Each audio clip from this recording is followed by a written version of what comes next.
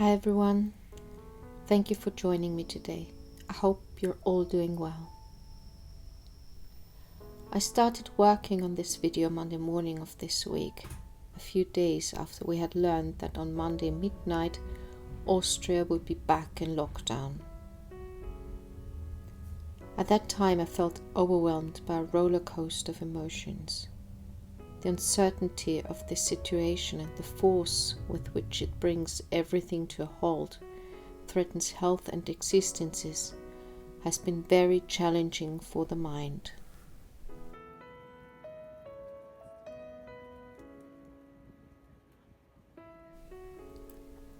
Numerous studies are investigating how the pandemic is affecting mental health, and only time will tell how it will be affected long term.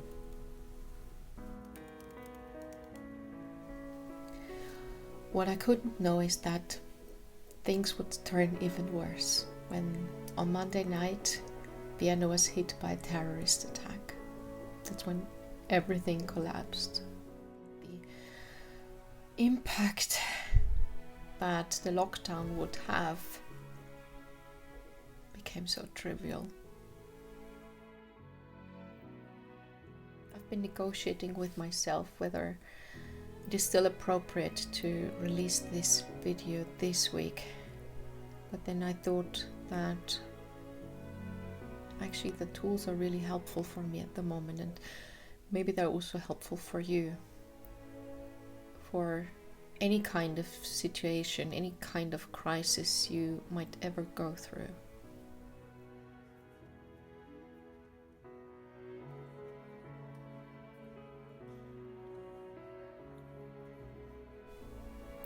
Through the feeling of being paralyzed by fear and sadness, the devastation of this terrible act of violence, but also the experience of the first lockdown still lingering above us, one can say this week has been quite a lot. I'm feeling very overwhelmed and exhausted and vulnerable and raw.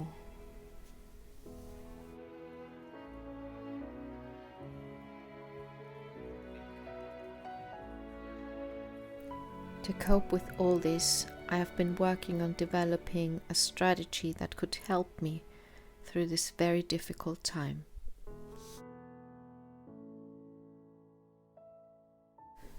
Even though the original focus of this video was on dealing with the lockdown, I hope this is helpful for you as we will try to make sense of all of this. We're going through this together. And that is what makes us stronger. This year is demanding a lot of resilience from us. It requires some very conscious decisions to save ourselves from drowning in the negativity that seems to surround us, and instead to focus on the things that are actually good.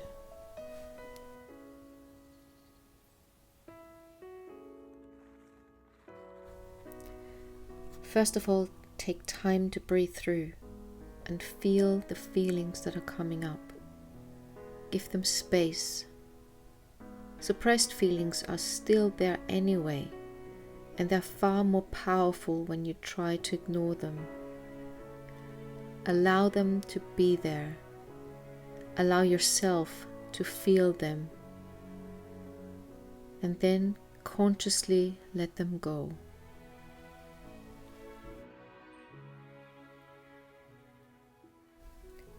Evaluate priorities. What is really important now? Of course, we need to take care of our basic needs, of our finances, especially when the restrictions have a direct impact on our income stream. We also need to do what makes us feel safe again.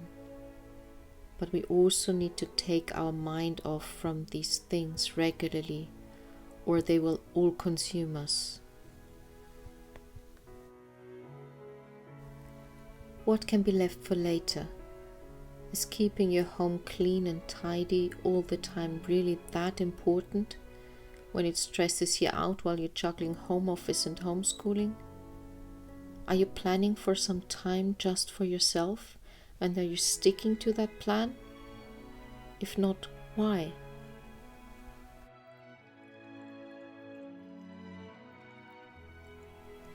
I'm recording this video on Wednesday, so a bit more than a day after the attack happened, so I'm still quite shaken, devastated by it. I'm still very sad, mainly sad, a little bit afraid. And that's why it's probably my talking flow is not so consistent today. I'm really sorry for that, but I didn't want to try to pretend that everything is okay, because it's not. It's not at all. So whenever I feel shaken and stirred by the world, that's when I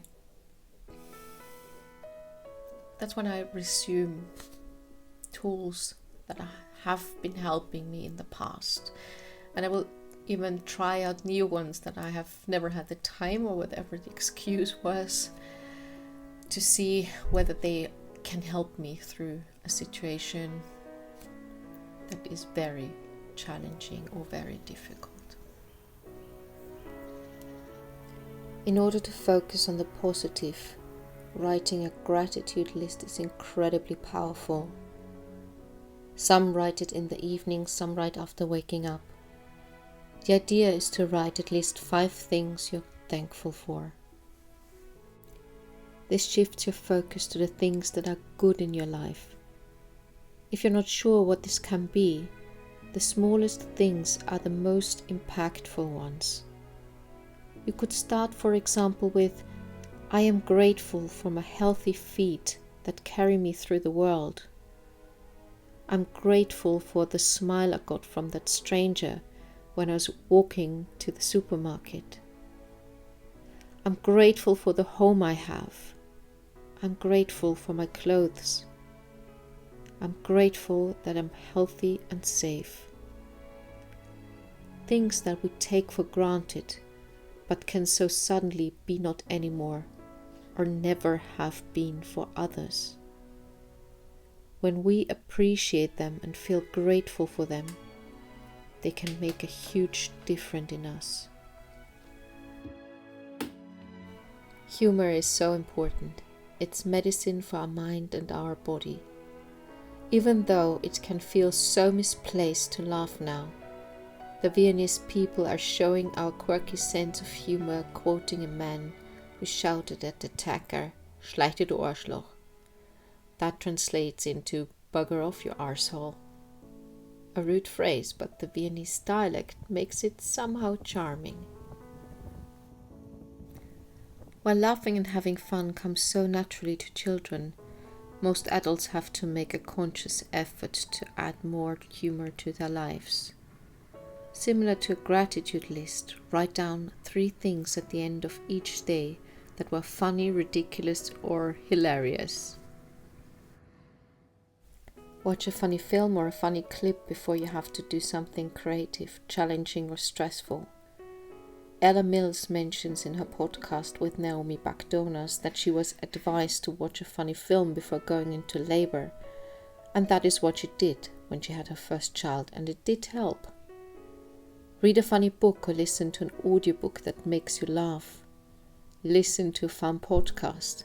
There's so much you can do to make sure that you laugh more each day. Even pretending stimulates your brain to produce happiness hormones.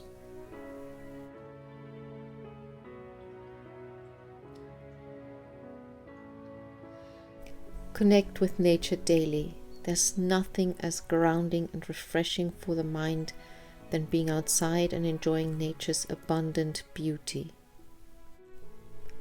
Equally important is exercise, ideally outside to get some fresh air.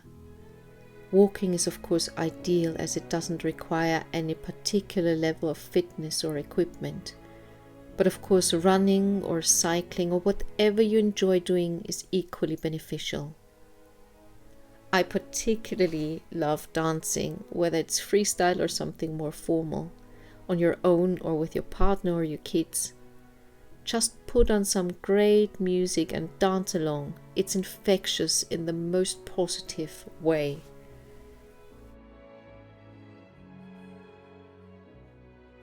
In that vein, music can be the whirlwind that blows through our overwhelmed pipes and allows our emotions to flow. Whether you enjoy it actively by singing or playing an instrument, or passively, put your favorite music on and dive into the sounds. There's so much you can watch and listen to online these days. Have a look at what your favorite theatres, performers or musicians offer. This way you can support them directly while they are forced to be closed or prevented from doing live performances.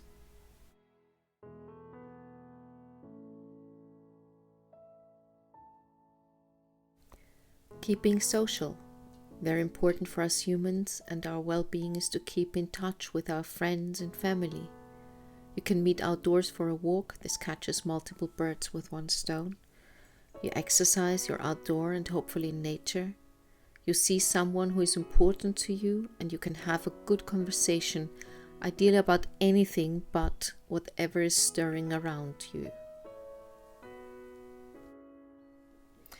If in person isn't possible, of course there are alternatives such as Zoom, Skype, FaceTime, whatever you prefer to use for your video calls. And of course they are never the real deal. Of course, it's always better to meet people in person, but they still help us to stay connected and to feel somehow being together. And I think that will help us to appreciate each other even more.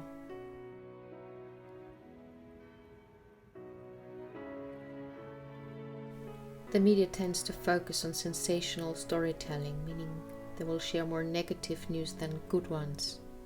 And of course, currently it's overflowing with terrifying news, and it's very tempting to keep consuming them even more. It's like clinging to a straw in the hope that this is all not true. This can be so draining and amplifies fear, worries, and sorrow beyond the level that it's healthy. For our own sanity, it can be very beneficial to avoid consuming news and social media, or at least too much of it. There are a lot of good things happening in the world, but the news and social media can make you feel the negative is overpowering. If you still want to consume them, try to find a balance and make sure you add resources that focus on positive things. They are equally, if not more, important.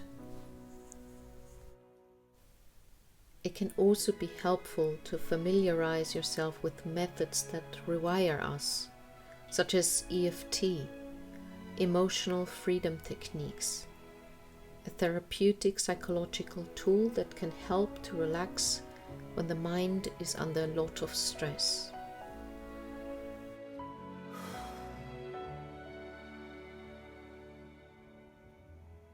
What doesn't help is trying to suppress those feelings, even if they feel overwhelming.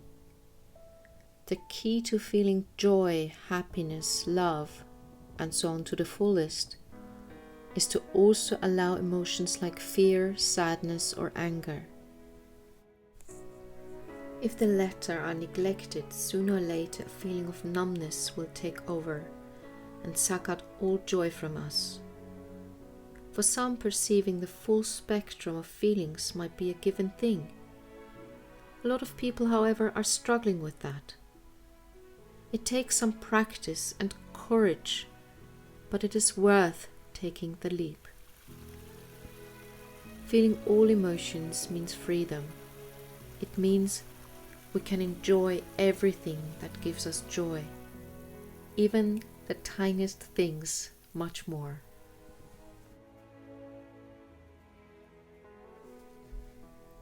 Thank you so much to everyone who has reached out to me this week to to hear whether I'm fine. This means a lot to me, more than you probably can imagine. Wow, this video turns out to be more and more emotional than I was expecting, I guess. If you want to drop a line how you're dealing with all these things, then feel free to do this down below in the comments, and I hope to see you next week again. So stay safe, stay healthy, and take care. Bye bye.